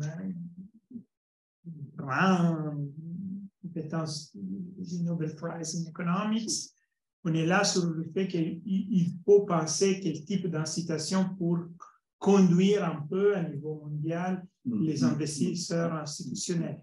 Si on ne passe pas par là, on n'aura pas quelques modèles, mais aussi quelques acteurs de fonds importants qui puissent quand même déclencher des processus. C'est clair. Après, moi, je vous ai parlé sur le secteur diffus, comme le bâtiment, où ce qu'on fait en Europe est neutre par rapport à ce que font ou ne font pas les autres. Mais si vous raisonnez sur les gros sujets, les plus gros sujets, le charbon, les gros sujets industriels, aujourd'hui, il vaudrait mieux que les Européens mettent leur argent à aider les pays qui ont du charbon, les pays émergents à sortir de charbon, que de mettre de l'argent à décarboner l'industrie européenne. Et en tout cas, si on veut mettre de l'argent pour décarboner l'industrie européenne, il faut ne le faire que si on a des taxes au carbone aux frontières. Sinon, non seulement on va accentuer, on va déplacer encore plus notre industrie et elle va être faite ailleurs dans des conditions dans lesquelles ce sera encore moins bon du point de vue des émissions de CO2.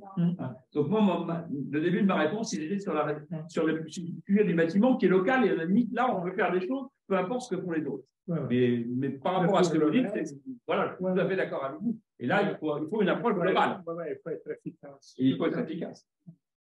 Et pas être dans l'illusion qu'on a quelquefois que décarboner l'industrie en Europe, c'est majeur. C'est très important de décarboner l'industrie. Mais l'industrie européenne est globalement très en avance. Et c'est quoi? La France, c'est 1%, l'Europe, ça doit être 6% du problème. Donc c'est vrai qu'il vaudrait mieux mettre l'argent ailleurs. Pas se tirer une balle dans le pied comme on l'a fait, pour tendance à le faire maintenant. Peut-être deux dernières questions. Voilà. Bonsoir. Alors, je voudrais juste revenir sur la question du rythme de rénovation, parce que, comme vous l'avez dit, c'est complètement insuffisant. Mais en même temps, les derniers déploiements sont Donc, on ne peut pas s'empêcher de se dire qu'on pourra mettre des subventions ou de la réglementation, ça se traduira par dose de prix ou par des files d'attente. Donc, j'ai une question hyper pratique. Pour un groupe comme Saint-Gobain, il faut combien de temps pour doubler les capacités de production? Non, c'est pas notre le sujet, c'est pas les usines de Saint-Gobain. Le sujet, et je pense qu'il est en voie de révolution parce que on embauche dans le secteur du bâtiment. Il faut rendre le secteur du bâtiment plus attractif. Bon, c'est le sujet de la formation dont vous avez parlé. Je pense que c'est un obstacle, donc il ne faut pas exagérer l'impact. Aujourd'hui, vous dites les carnets de commandes sont pleins, mais c'est aussi un peu parce que il y a aussi une crainte, c'est votre question, que ça ne dure pas. Donc je pense que si on donne une visibilité au programme de rénovation énergétique, là, je pense qu'il y aura des embauches dans le bâtiment, mais il y a le sujet de la formation. Je pense que ça, c'est gérable. D'ailleurs, nous, on contribue beaucoup à former nos clients. Et c'est pas, on peut voir le verre à moitié vide ou à moitié plein. Vous l'avez décrit à moitié vide, vous n'avez pas compris encore, mais je pense que c'est un problème gérable. On peut se dire que le sujet est sur la table depuis 10 ou 15 ans. Oui. Mais depuis 10 ou 15 ans, quelles sont les entreprises qui ont émergé, qui ont vraiment changé la vie? C'est Amazon, c'est Uber, c'est Deliveroo.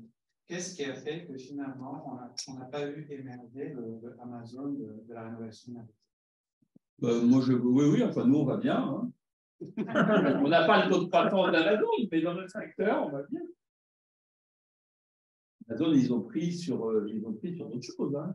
Pas de la croissance. Ils gagnent sur le cloud. Et puis en plus, ils ne gagnent pas d'argent sur leur système. Oui, exactement. Merci. Vous m'entendez? Oui. Donc, j'enseigne un peu ces questions ici, puis pendant longtemps, je me suis occupé de collectivités locales et de ces sujets d'environnement. J'avais deux séries d'observations. D'abord, sur la première partie de vos exposés, les deux sur l'urbain, il y a la question de la ville, mais de quelle forme des villes. Et puis, quel modèle urbain, quelle armature urbaine des villes. Bon, la nôtre en Europe, elle est quand même faite, elle est bâtie, on va modifier les choses que dans le temps, à raison d'1% par an. On ne va pas modifier comme ça en 20 ans ou 30 ans la structure de nos villes, de nos maillages urbains. Après, il y a l'enjeu de périphérialisation, redensification. En revanche, il y a vraiment un enjeu en Afrique, dans les pays à très forte croissance démographique. Est-ce que c'est un modèle complètement concentré sur des grandes mégalopoles, assez ingérables, avec une débat sur qu'est-ce qui est le plus émetteur de carbone, ou est-ce qu'il ne faut pas un aménagement du territoire qui peut permettre d'aller vers quand même quelque chose d'un peu plus polycentrique, plus équilibré. Voilà, et puis la question, c'est quoi le modèle de ville, même si tout le monde a des urbain, c'est pas la même chose d'habiter dans une ville de 20 000 habitants ou uniquement dans une métropole de 30 000. Donc il y a quand même la question de l'urbain et ensuite vous avez beaucoup parlé d'empreintes et c'est très bien parce qu'on est encore avec des documents stratégiques en France, on parle d'émissions territoriales. Moi, pour travailler avec des métropoles, etc., souvent ils ont l'impression que l'urbain est vertueux parce qu'ils s'engagent. Mais quand on regarde l'empreinte carbone, l'empreinte matière, moi je travaille avec la région de France, c'est 2 tonnes par habitant de matériaux, par habitant de France, de plus que la moyenne nationale. Hein, on est à 16 pour 14 en moyenne. On n'est pas encore dans l'économie circulaire. L'énergie aussi, c'est une dépendance extrême à l'extérieur, même pour ceux qui sont déjà très avancés, comme Strasbourg, dans les énergies renouvelables, la géothermie, etc. Donc, une surdépendance des consommations métropolitaines par rapport au reste du territoire. Ce qui amène à une certaine humilité, même de la ville intense, etc., par rapport à ces défis. Donc, ça, c'est une première considération. Deuxième considération, c'est ce que vous dites sur l'économie circulaire, qui pour moi a été un petit peu ce qu'a été toute l'humanité jusqu'aux révolutions énergétiques du 19e, du 20e siècle, la découverte des plastiques, etc. Mais il suffit de regarder les ferrailleurs, le papier, les chiffonniers de Paris, on recyclait beaucoup. Il va falloir revenir à ces principes de base. On y est déjà, parce que encore j'ai l'impression qu'on est au stade zéro. Non, on fait déjà beaucoup de choses avec les filières REP, mais justement, on pourra beaucoup négocier dès le Grenelle de l'environnement sur la montée en puissance des REP et de l'économie circulaire. D'abord, c'est lent. Est-ce que pour vous, on a les signaux pris pour le coup sont suffisants, les éco-contributions qu'on a sur l'électroménager sont un peu dérisoires par rapport au prix. Donc, est-ce qu'il ne faut pas aller beaucoup plus vite, beaucoup plus fort? Le gros problème de l'économie circulaire, c'est que c'est moins cher de faire à neuf. C'est comme le foncier, c'est plus facile de construire sur du greenfield qu'aller recycler du foncier dans beaucoup d'endroits. Et donc, on a fait beaucoup d'activités, de l'extension urbaine, parce que c'était plus difficile de recycler. Et dernier point, voilà ma question essentielle, c'est que, je me souviens du Grenelle de l'environnement, on avait démarré en 2007, les travaux. Les prix, on était Bitcoin, les matières étaient très élevées, ça nous parle aujourd'hui. Quels sont les moyens aujourd'hui, les renouvelables en 2 ans, à rembourser très largement toutes les subventions depuis 15 ans, parce qu'on a des prix spot de l'énergie extrêmement élevés. Les matières, c'est pareil. Sauf que crise économique 2008, tous les prix s'effondrent. Et dans tous les modèles économiques qui permettaient de rentabiliser, vous appelez le payback, se sont effondrés. Donc, tout ce qui était en train de s'engager sur l'économie circulaire, on a reculé de 10 ans. Donc, il y a cette question-là que je me pose par rapport à un monde industriel comme vous, c'est comment vous arrivez à travailler dans ce monde de volatilité pour arriver à bâtir des modèles économiques qui permettent justement de rendre tout ce que l'on veut, des marques vertueuses et toutes les entreprises qui essayent d'innover pour aller dans ce sens-là, que ça ne soit pas jouer contre son camp, d'arriver à s'inscrire dans cette petite révolution. Sur votre dernier point, je commencerai par là. Oui, on est dans une volatilité qui s'est accrue encore depuis 2 ans, qui est de plus en plus grande. D'ailleurs, ça m'amène à revenir sur la réponse à votre question, c'est que, et je pense que c'est pas l'industriel s'adapte. Le sujet, c'est le déclenchement, dans les sujets qui nous occupent, c'est du coup des conséquences, par contre, sur le déclenchement par les particuliers des travaux. Parce que s'il n'y a pas de visibilité, ça affecte beaucoup plus leur calcul.